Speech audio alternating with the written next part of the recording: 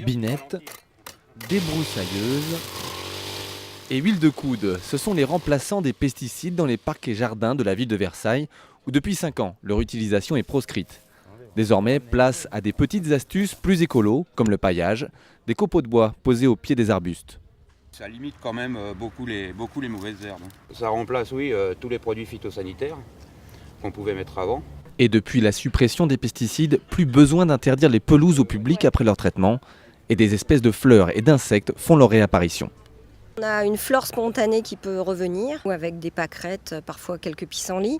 On peut avoir des roses trémières aussi qui apparaissent dans les interstices des rues. Donc ça embellit notre cadre de vie naturellement, on va dire. Mais en terminer avec les pesticides pour les associations, cela va au-delà des bénéfices écologiques. C'est un enjeu sanitaire, même dans son propre jardin. Il y a plus de risques de développer certains types de cancers, certaines pathologies neurologiques comme la maladie de Parkinson ou l'Alzheimer.